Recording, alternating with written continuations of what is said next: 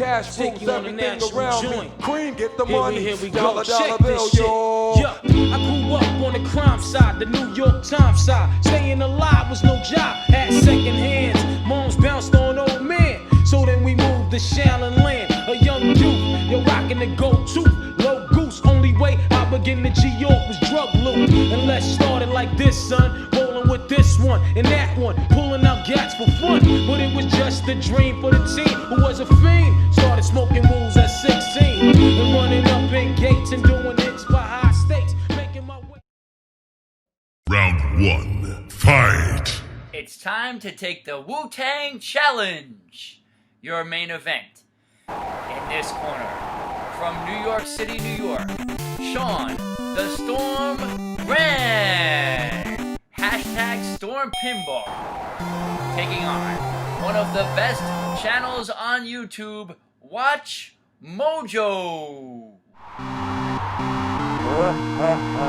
Come on, stand up and fight. I'm a huge WatchMojo fan on YouTube. I've seen hundreds of their top 10 lists, and I think they do a phenomenal job. That being said, every now and then, I come across a list that I think could use some real improvement. And one such list, in my opinion, is their list of the top 10 Wu-Tang Clan songs of all time. The first problem is that they stated that they chose from not only the Wu-Tang albums as a group, but also from their solo albums as well. They didn't include guest spots on other artists' albums, but that's fine because there are so many albums to choose from just from there. I used the date that they posted the video as the cutoff point, so all albums after April 2nd, 2014 are considered fair game. So here's the library. We're choosing from these 6 albums from the Wu-Tang Clan, these 4 from Method Man as a solo artist.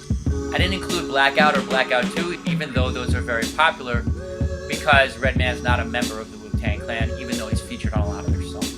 We have 10 albums to choose from the Ghostface Killer, 5 from Raekwon the Chef, another 5 from the ODB, although we know that only 2 of them really matter, 4 from the Jizza Genius, 3 from U-God, 3 from Inspector Deck, 4 from the RZA, 3 from Master Killer, and 8 from Capadonna. And although I've skimmed those, honestly, I haven't really gone into those too deeply, so if anyone is a big Capadonna fan and knows some really good highlights from his 8-album library there, please let me know in the comments section. I'd love to hear those. I always want to hear the best. And I did include the Meth, Ghost, and Ray album, Wu Massacre, which came out in 2010. So that's a total of 56 albums in this universe. That's a lot to go through. I honestly don't believe that WatchMojo went through even a quarter of those albums. And I don't blame them. It's a lot of music to listen to. But I did feel that there were so many gems within those albums that if someone was crazy enough like me to go through a lot of that music, they'd come up with another list that could be just as good, if not better, than the list they came up with without even including any of the songs that they listed on their list. So basically, I let them have the first 16 picks in a Wu-Tang fantasy draft, and my response to that is that I get 25. So I'm making a top 25 to battle their top 16, and I'm not using a single song that they chose. I'm going to post both lists, and we'll let the comments section decide who won. And let me make this clear. This is in no means a diss on WatchMojo. They do incredibly good work, and I really appreciate how good their lists are. And the fact that they make them fearlessly, knowing that they're going to be controversial and critiqued, is something I really respect. Instead, the point of this challenge is to celebrate how good the Wu-Tang Clan has been, how much amazing work they've all done. Focusing so sharply on just their first album and a couple of the solo efforts misses the point of the fact that they've made scores of great songs over a long period of time. So that's the Wu-Tang Challenge. My list versus theirs. The main goal here is to educate and celebrate. I want to educate you by showing you some great songs that you may have overlooked or forgotten about, and I want to celebrate by going into why some of these amazing songs that you already like are successful songs to me. So first off, here's WatchMojo's top 10 and honorable mentions.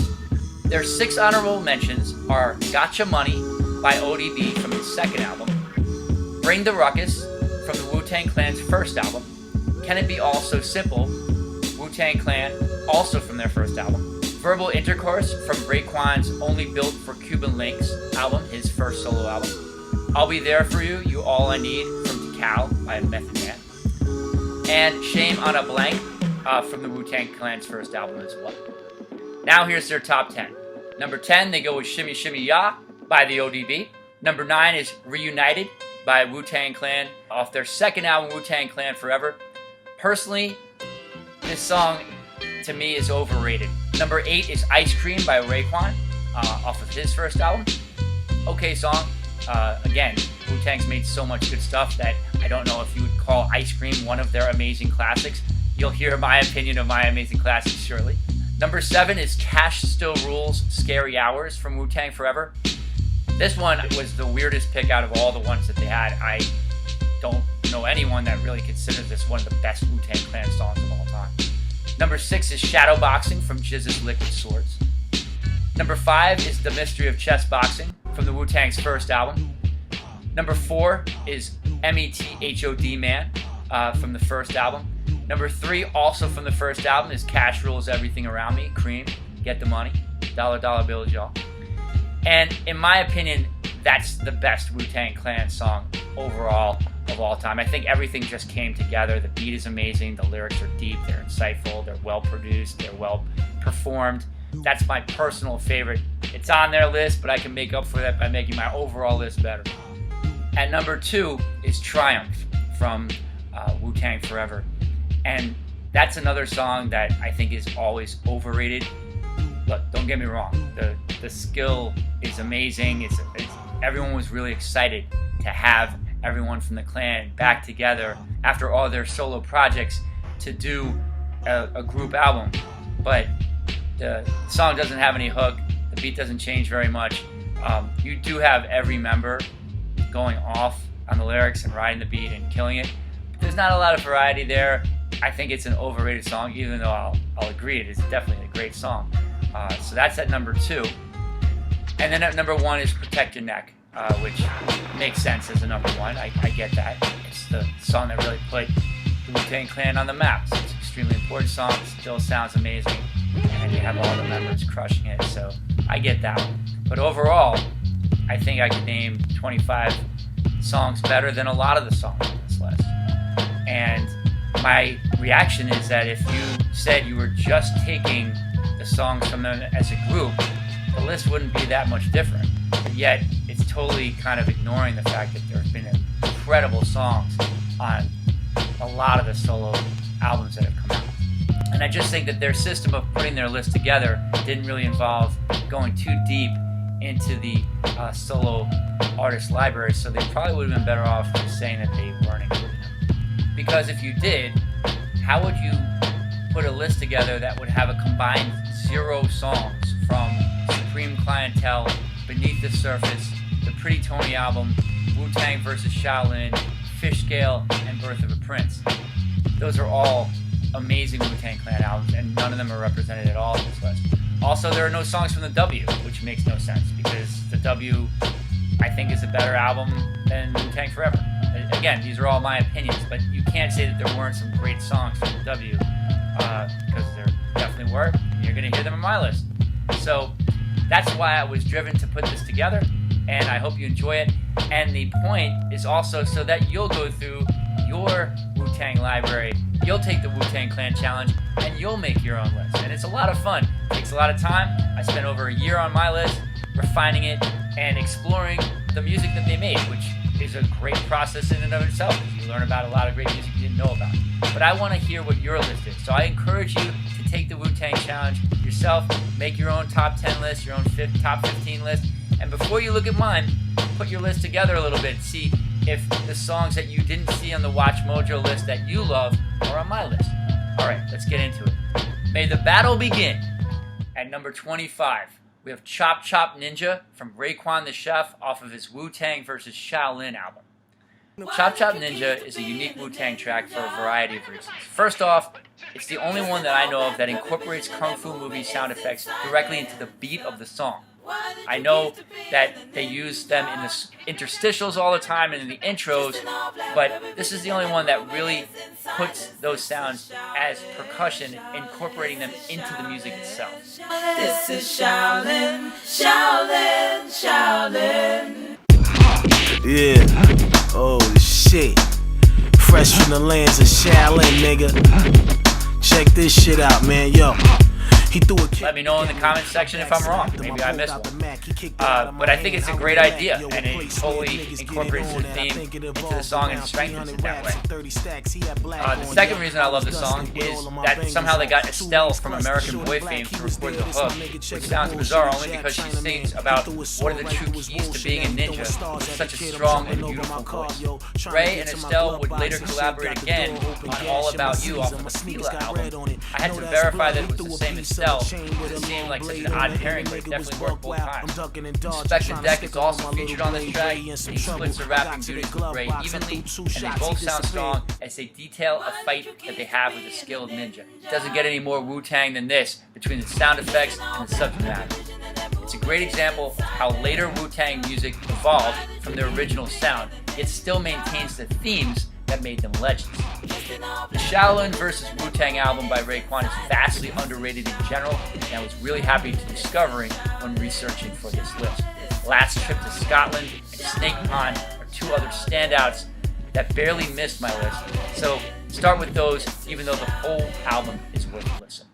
At number 24, we have A Day to God is 1,000 Years by the RZA off of his Birth of a Prince album. The RZA is known for his beats, his production, and for being one of the masterminds and founding members of the Wu-Tang Clan. He's also known for his work in movies, both in front of and behind the camera.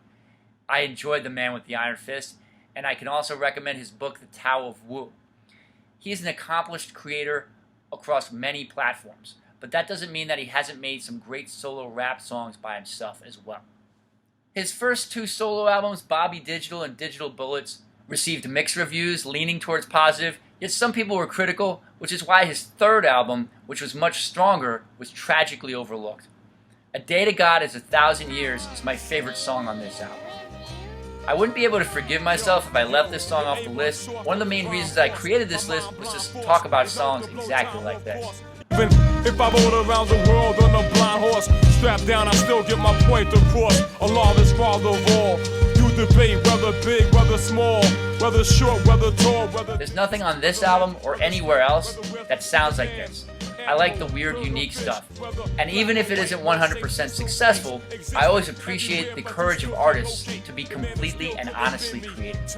The beat here is admittedly weird, with a fill that includes a slowed-down Barbra Streisand snippet. The drums hit hard, the flute is clean, melodic, and chill, and the lyrics are way out there, to the point that you're not quite sure if the RZA is being comical or just extraordinarily high. I'm like NATO flying over your country or dropping down 40 tons of iron. His rap flow may seem overly simple and lacking in technical skill, but the earnestness of his delivery wins me over. It's hard not to just chill and smile when you listen to this. Baby smoke the Udi, the runaway train with no track. I got the heart of Faye Dunaway, whipping that child with the coat rack.